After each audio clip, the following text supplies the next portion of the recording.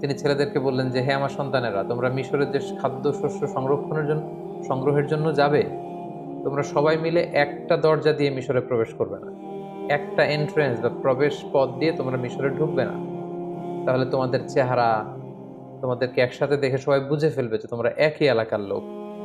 কারণ ১০ জনই দেখতে কাছাকাছি প্রায় একই রকম, খুব সুশ্রী, সুন্দর। তো তারা তোমাদের ক্ষতি করতে পারে। তো তোমরা একেকজন একেক প্রবেশ পথ দিয়ে মিশরে প্রবেশ করবে। সাইয়্যিদুনা ইয়াকুব আলাইহিস সালাম কালামুল্লাহ মাজিদে বর্ণিত ২৫ জন নবীর মধ্য থেকে তিনি অন্যতম একজন নবী। ইয়াকুব আলাইহিস সালাম ছিলেন সাইয়েদনা ইসহাক আলাইহিস সালামের সন্তান এবং সাইয়্যিদুনা ইউসুফ আলাইহিস সালামের সম্মানিত পিতা। ইয়াকুব আলাইহিস সালাম তিনি কানাআনে জন্মগ্রহণ করেন এবং যুবক বয়সে তিনি কানাআন থেকে ইরাকের হাররানে চলে যান এবং সেখানে যে ওনার মামার সাথে সে এলাকাতে তিনি বসবাস শুরু করেন।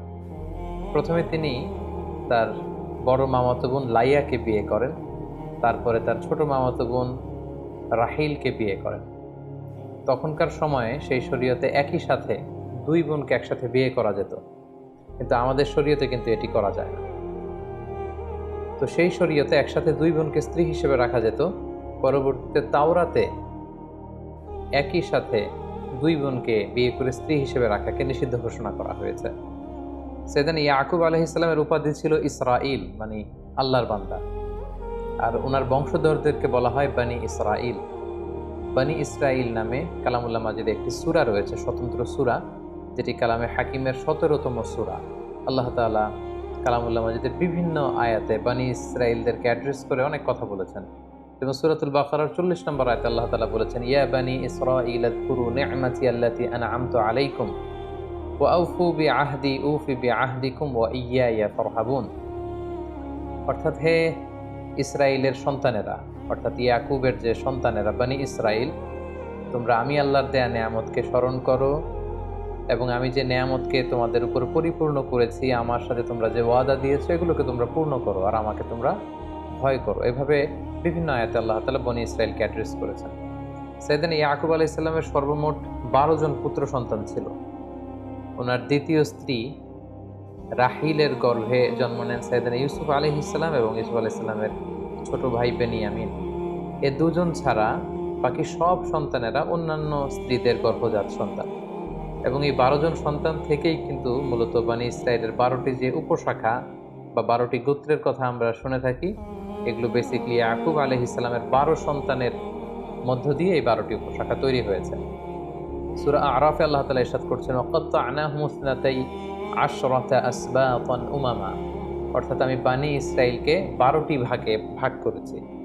পুরো বানি ইসরাইলের মধ্যে মোট ১২টি উপশাখা বা ১২টি গোত্র ছিল। তাছাড়া সাইয়েদনা মূসা আলাইহিস সালাম মিশর থেকে বানি ইসরাইলের সবাইকে নিয়ে যখন ফিলিস্তিনের দিকে যাচ্ছিলেন, তখন পানির প্রয়োজন হচ্ছিল। তিনি আল্লাহ তাআলার কাছে পানির জন্য দোয়া করলেন যে, আল্লাহ, আপনি আমাদেরকে পানির ব্যবস্থা করে দিন। আল্লাহ তাআলা তখন মূসা আলাইহিস সালামকে বললেন, হে মূসা, তুমি লাঠি দিয়ে পাথরে আঘাত করো, ফানফাজারাত মিন হুসনাতা আশরাতা আইনা, এবং লাঠির এক আঘাতে পাথরটি ভেঙে ১২টি টুকরা হলো। আর এই ১২টি টুকরা থেকে সেখান থেকে ১২টি ঝর্ণা প্রবাহিত হতে শুরু করলো। এবং কদ আলিমা কুল্লু উনাসিম মাশরাবাহুম, আল্লাহ তাআলা বললেন, প্রতিটি গোত্র, বানি ইসরাইলের যে ১২টি গোত্র আছে, প্রতিটি গোত্র কে কোন পানির ফোয়ারা থেকে পানি পান করবে সেটা সেটেল করে দেয়া হলো এবং সেখান থেকে ১২টি গোত্র পানি সংগ্রহ করতে লাগলো। তাহলে এই আয়াত থেকে বোঝা যাচ্ছে বানি ইসরাইলের মধ্যে সব মিলে উপশাখা বা গোত্র ছিল মোট ১২টি। তার ১২টি উপশাখায় মূলত বিভক্ত ছিল। আল্লাহর নবী সাইয়েদনা ইয়াকুব আলাইহিস সালামের সাথে ইসলামের যে ৩টি পবিত্র মসজিদ, মসজিদুল হারাম, মসজিদে নববী এবং মসজিদুল আকসা, এই মসজিদুল আকসা বা বাইতুল মুকাদ্দাস কিন্তু ওতপ্রোতভাবে জড়িত। কারণ সাইয়েদনা ইয়াকুব আলাইহিস সালাম নিজ হাতে এই মসজিদুল আকসার পুনর্নির্মাণ করেছিলেন। ঘটনাটি ছিল এমন, সাইয়েদনা ইয়াকুব আলাইহিস সালাম যখন কানাআন থেকে যৌবন বয়সে যুবক অবস্থায় ওনার মামার এলাকা হাররানে যেতে চাইলেন, তখন সফর যখন শুরু করলেন, পথিমধ্যে এক জায়গায় রাত্রি হয়ে গেল। তিনি সেখানে একটি পাথরের উপর মাথা রেখে ঘুমিয়ে পড়লেন এবং ঘুমে তিনি চমৎকার একটি স্বপ্ন দেখলেন। এই পুরো স্বপ্নের বিবরণ বিভিন্ন ইসরায়েলি বর্ণনাতে এসেছে যে তিনি স্বপ্নে দেখলেন আকাশ থেকে ফেরেশতারা ওঠানামা করছে, আল্লাহ তাআলা ওনাকে নবী হিসেবে অ্যাপয়েন্ট করছেন, প্রত্যাদেশ করছেন আর জানাচ্ছেন যে হে ইয়াকুব, আমি নেয়ামত দিয়ে তোমার জীবনকে ধন্য করব, তোমাকে অনেক সন্তান সন্ততি দেব, তোমার যুরিয়া, তোমার বংশধর তারা গোটা বিশ্ব ছড়িয়ে পড়বে, এবং তোমার বংশধরদেরকে আমি এই ল্যান্ডের মালিক বানাবো। সাইয়েদনা ইয়াকুব আলাইহিস সালামের চমৎকার স্বপ্নটি দেখে তিনি ঘুম থেকে জাগলেন। ঘুম থেকে জেগে উনি অত্যন্ত খুশি মনে একটি মানত করলেন। তিনি নিয়ত করলেন যে এই জায়গাটিতে আমি একটি আল্লাহর ঘর বানাবো, একটি ইবাদতখানা বানাবো। এটার নাম তিনি দিতে চাইলেন বাইতু ইল, মানে বাইতুল্লাহ, আল্লাহর ঘর, যেখানে লোকজন আল্লাহ তাআলার ইবাদত করবে। তিনি মানত করলেন যে এখানে একটি আল্লাহর ঘর বানাবো, পাশাপাশি আল্লাহ তাআলা আমাকে যে রিজিক দিবে, যে রুজি দিবে, তা থেকে আমি 1/10 অর্থাৎ 1/10 আল্লাহ তাআলার রাস্তায় দান করব। যদি হাররান থেকে আমি আবার আমার ভূখণ্ড, আমার জন্মস্থান কানাআনে সহি সালামতে কখনো ফিরে আসতে পারে, আমি এই কাজ দুটি করব। এবং তিনি যেই প্রতিশ্রুতি আল্লাহ তাআলাকে দিয়েছেন তিনি সেটাই করেছিলেন। তিনি এই জায়গা থেকে প্রস্থান করবার সময় এই জায়গাটিকে, এই লোকেশনটিকে যাতে তিনি ভুলে না যান, তিনি পাথরের মধ্যে এক ধরনের চিহ্ন দিয়ে গেলেন। এবং প্রায় 20 বছর পরে তিনি যখন হাররান থেকে আবার আল্লাহ তাআলার আদেশে কানাআনে ফিরে আসলেন, তিনি তার মানত পূর্ণ করলেন। তিনি ঠিক ওই জায়গাটিতে যে পাথরের মধ্যে যে তিনি চিহ্ন বা দাগ দিয়ে এসেছিলেন, সেই দাগটি তিনি খুঁজে পেলেন এবং সেখানেই তিনি একটি মসজিদ নির্মাণ করলেন। আর এই মসজিদটি হচ্ছে মূলত বাইতুল মাকদাস বা মসজিদুল আকসা। ইয়াকুব আলাইহিস সালামের এই পুনর্নির্মাণের প্রায় 1000 বছর পর সাইয়েদনা সুলাইমান আলাইহিস সালাম এই মসজিদুল আকসা আবার পুনর্নির্মাণ করেন, এবং আজও ইতিহাসের বা কালের সাক্ষী হয়ে এই মসজিদুল আকসা বা পবিত্র মসজিদ আজও ফিলিস্তিনের ওই ভূখণ্ডে এটা রয়েছে। এবং সহিহ হাদিস থেকে আমরা জানতে পারি যে আল্লাহর হাবিব সাল্লাল্লাহু আলাইহি ওয়াসাল্লাম বলেছেন যে মসজিদুল হারাম তৈরির 40 বছর পর মসজিদুল আকসা নির্মিত হয়েছে। কে নির্মাণ করেছিল এ ব্যাপারে সুস্পষ্ট কোনো তথ্য জানা যায় না। বলা হয় যে সাইয়েদনা আদম আলাইহিস সালাম নিজেই করেছেন, অথবা আদম আলাইহিস সালামের কোনো সন্তান করেছেন। কেউ কেউ বলেছেন যে পরবর্তীতে ইসহাক আলাইহিস সালাম করেছেন। এবং এই মসজিদটি নিশ্চিহ্ন হয়ে যাওয়ার কারণে স্বপ্নযোগে আল্লাহ তাআলা প্রত্যাদেশ করার মধ্য দিয়ে সাইয়েদনা ইয়াকুব আলাইহিস সালামের হাতে এই ঐতিহাসিক ইবাদতখানা বা আল্লাহ তাআলার ঘর বাইতুল মাকদাসকে আবার পুনর্নির্মাণ তিনি করেছেন। শেষ জীবনে সাইয়েদনা ইয়াকুব আলাইহিস সালাম তিনি তার পুত্র ইউসুফ আলাইহিস সালামের নিমন্ত্রণে মিশরে গিয়েছিলেন, এবং সেখানে প্রায় 17 বছর, অন্য বর্ণনা মতে 24 বছর তিনি অবস্থান করেছেন। সাইয়েদনা ইয়াকুব আলাইহিস সালাম ওনার সন্তানদেরকে কি কি উপদেশ দিয়েছেন, বিশেষ করে ওনার ছেলে ইউসুফ আলাইহিস সালামের সাথে ইয়াকুব আলাইহিস সালামের বিভিন্ন কনভারসেশন, আল্লাহ তাআলার কাছে বিভিন্ন ধরনের দোয়া, এবং ছেলেদেরকে তিনি কি কি ধরনের উপদেশ দিয়েছেন এ ব্যাপারে খুব বিস্তারিত সূরা ইউসুফে এসেছে। সেখান থেকে কিছু কথা আমি আপনাদের সামনে এখন পেশ করব। যেমন সাইয়েদনা ইউসুফ আলাইহিস সালামকে তিনি চমৎকার একটি স্বপ্নের ব্যাপারে উপদেশ দিয়েছিলেন। তিনি বলেছিলেন, হে আমার ছেলে ইউসুফ, তুমি যে সুন্দর স্বপ্ন দেখেছো এটা কাউকে বলো না। قال يا بني لا تقصص رؤياك على إخوتك فيكيدوا لك كيدا إن الشيطان للإنسان عدو مبين।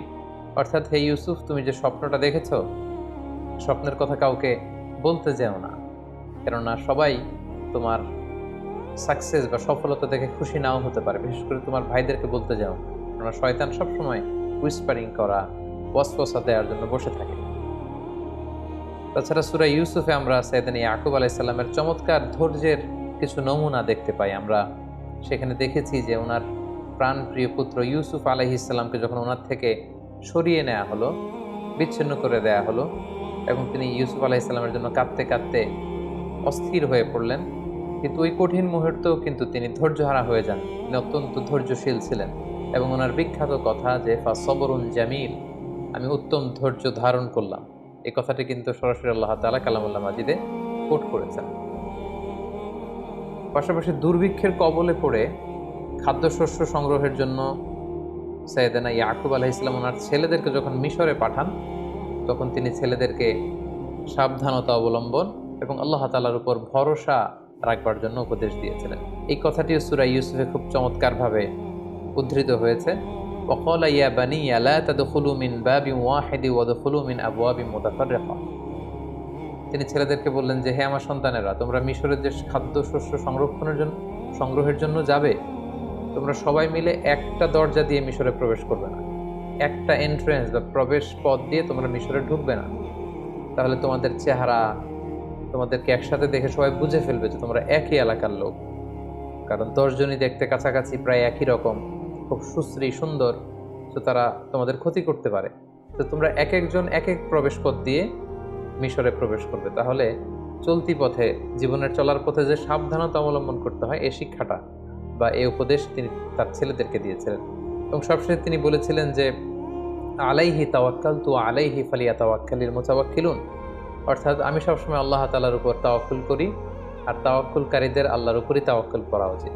তার মানে তার ছেলেরা খাদ্যশস্য সংগ্রহের জন্য যে মিশরে গিয়েছে, সেখানে যেন সার্বিক পরিস্থিতিতে আল্লাহ তাআলার উপর তারা যেন তাওয়াক্কুল করে, এই উপদেশটি কিন্তু তিনি তার ছেলেদেরকে দিয়েছিলেন।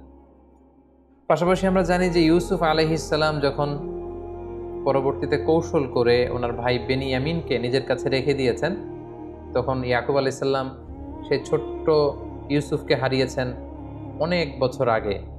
তার জন্য কাঁদতে কাঁদতে তিনি অস্থির পাগলপাড়া হয়েছিলেন। আবার তিনি ইউসুফের আপন ভাই বেনিয়ামিনকেও যখন তিনি হারালেন, এরকম কঠিন একটা পরিস্থিতিতেও কিন্তু তিনি হতাশ হয়ে যাননি, তিনি হাল ছেড়ে দেননি, তিনি আশাবাদী ছিলেন। তিনি কতটা আশাবাদী ছিলেন আমরা সূরা ইউসুফ থেকে যদি শুনি, আসাল্লাহু আইয়াতিয়ানি বিহিম জামিআ ইন্নাহু হুয়াল আলিমুল হাকিম।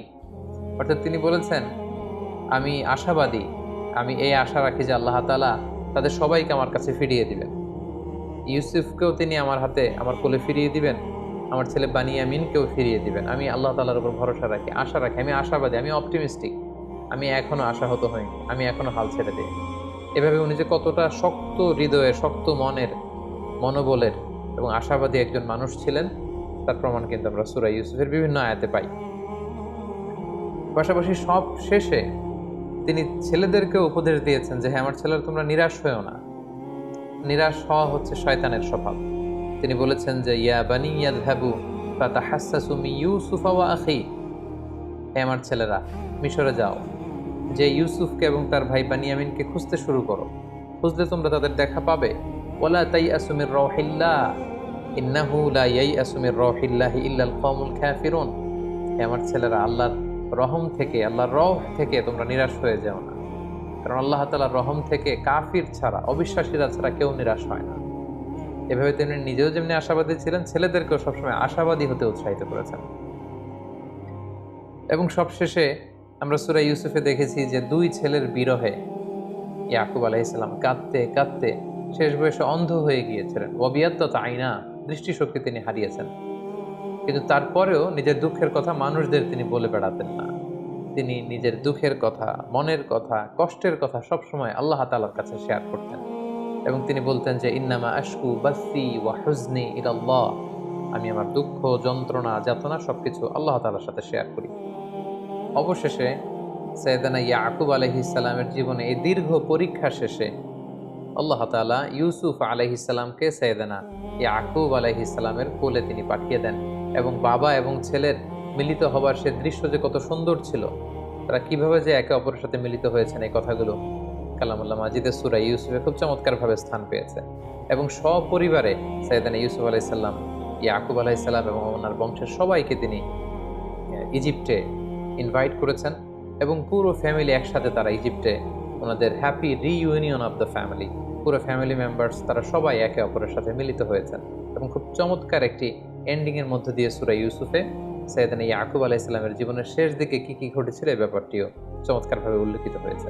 সম্মানিত সুধী, সাইয়েদানা ইয়াকুব আলাইহিস সালাম সবসময় তাওহীদের দাওয়াত দিয়েছেন। কানাআনে বিস্তৃত কানাআন অঞ্চলে তিনি তাওহীদের দাওয়াত দিয়েছেন। ছেলে মেয়েদের সবাইকে, যেহেতু উনি হচ্ছেন ইসরাইল, ওনার উপাধি ইসরাইল, আর ওনার বংশধরদের নাম হচ্ছে বানি ইসরাইল। এবং আমরা জেনেছি ইতিমধ্যে যে ওনার 12 জন সন্তান ছিল, তাদের অনেক সন্তান, সন্ততি, নাতি নাতনি, বিশাল একটি গোষ্ঠীর তিনি জনক ছিলেন। ফলে তাদের সবাইকে তিনি তাওহীদের, রিসালাতের এবং আখিরাতের দাওয়াত দিয়েছেন। তাওহীদের শিক্ষা, রিসালাতের শিক্ষা, আখিরাতের শিক্ষা কিন্তু ছেলে মেয়ে এবং পুরো বংশধরদের সবার মাঝে তিনি রোপণ করে দেওয়ার চেষ্টা করেছেন। এবং সাইয়েদানা ইয়াকুব আলাইহিস সালাম ইন্তেকালের আগে তার 12 ছেলেকে এবং পুরো বংশধরদের সবাইকে একসাথে বসিয়ে তিনি কমিটমেন্ট নিয়েছেন, প্রমিস করিয়েছেন যে তোমরা বলো আমার ইন্তেকালের পরে তোমরা কার ইবাদত করবে। আমার জীবদ্দশায় তোমরা যেমনি এক আল্লাহ তাআলার ইবাদত করো, আল্লাহ ছাড়া কারো সামনে মাথা নত করো না, আমি চলে যাওয়ার পরেও কি তোমরা সে আল্লাহর ইবাদত করবে? আমাকে কথা দাও। আমাকে ওয়াদা করো।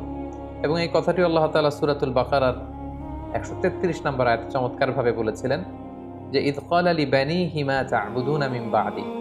হে নবী, স্মরণ করুন সে সময়ের কথা যখন ইয়াকুব তার ছেলেদেরকে জিজ্ঞেস করলো যে মা তা'বুদুনা মিন বা'দি, আমার ইন্তেকালের পরে তোমরা কার ইবাদত করবে? ক্বালু না'বুদু ইলাহাকা ওয়া ইলাহা আবাইকা ইব্রাহিমা ওয়া ইসমাঈলা ওয়া ইসহাক ইলাহা ওয়াহিদা ওয়া নাহনু লাহু মুসলিমুন। সাইয়েদনা ইয়াকুব আলাইহিস সালামের সব ছেলেরা এক বাক্যে বলে উঠল যে হে বাবা, এখন যেমনি আমরা এক আল্লাহর ইবাদত করি, আপনার ইন্তেকালের পরেও আপনার রব, আমাদের দাদা ইসমাঈলের রব, আমাদের পূর্বপুরুষ ইসহাক ইব্রাহিম, তাদের যে রব, এক আল্লাহ তাআলার ইবাদত আমরা করব। ওয়া নাহনু লাহু মুসলিমুন, আর আমরা আল্লাহ তাআলার কাছে আত্মসমর্পণকারী হিসেবেই থাকব। বিভিন্ন ঐতিহাসিকগণ উল্লেখ করেছেন ইউসুফ আলাইহিস সালামের আমন্ত্রণে সাইয়েদনা ইয়াকুব আলাইহিস সালাম যখন কানান থেকে মিশরে যান, তখন ওনার বয়স ছিল 130 বছর। মিশরে যেয়ে তিনি আরও অবস্থান করেন 17 বছর।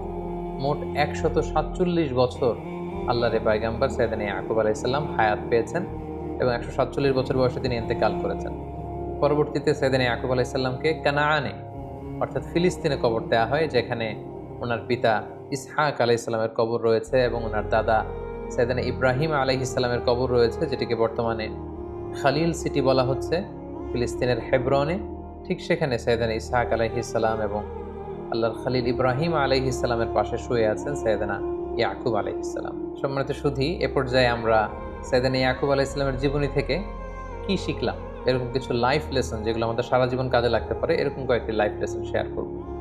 প্রথম যে ব্যাপারটি আমরা শিখতে পেরেছি সেটা হচ্ছে, আমরা যদি কাউকে প্রমিস দেই, এই প্রমিস আমাদেরকে রাখতে হবে, কারণ বিশ্বাসীরা হচ্ছে প্রমিস অ্যাটেন্টিভ। আমরা যদি সাইয়েদনা ইয়াকুব আলাইহিস সালামের জীবনের দিকে খেয়াল করি, তাহলে দেখব যে কানান থেকে হারানে যাওয়ার সময় তিনি সুন্দর একটা স্বপ্ন দেখেছিলেন রাতে, এবং ঘুম থেকে জেগে তিনি আল্লাহকে প্রমিস করেছেন যে আল্লাহ, আমি যদি আবার কানানে ফিরতে পারি, এই লোকেশনে আমি একটি মসজিদ বানাবো এবং আমার যে রুজি উপার্জন রিজিক তুমি দিয়েছো তা থেকে 1/10 আল্লাহর রাস্তায়, তোমার রাস্তায় আমি দান করবো। এবং সেটাকে কিন্তু তিনি পূর্ণ করেছেন। 20 বছর পরে আবার হাররান থেকে তিনি যখন কানানে ফিরে এসেছেন, তিনি নিজ হাতে ঠিক ওই জায়গাটাতে যেখানে তিনি পাথর দিয়ে চিহ্ন এঁকে দিয়েছিলেন, ওই জায়গায় একটি মসজিদ তিনি নির্মাণ করে তিনি তার কথা রেখেছেন এবং আজীবন তিনি তার উপার্জিত সম্পদের মধ্যে থেকে 1/10 আল্লাহ তাআলার রাস্তায় দান করেছেন। তাহলে আমরা বুঝলাম যে মানত যদি আমরা করি, এটাকে পূর্ণ করতে হয়। আমরা যদি কাউকে প্রমিস দেই, আমরা যদি কথা দেই, আমরা যেন আমাদের কথা রাখি, এবং এটাই নবীদের শিক্ষা।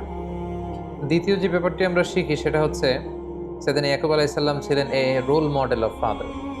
একজন আদর্শ পিতার কীরকম বৈশিষ্ট্য থাকতে পারে সেটা আমরা দেখেছি সূরা ইউসুফে, যে ওনার একটা ভিন্ন ধরনের প্যারেন্টিং স্টাইল ছিল।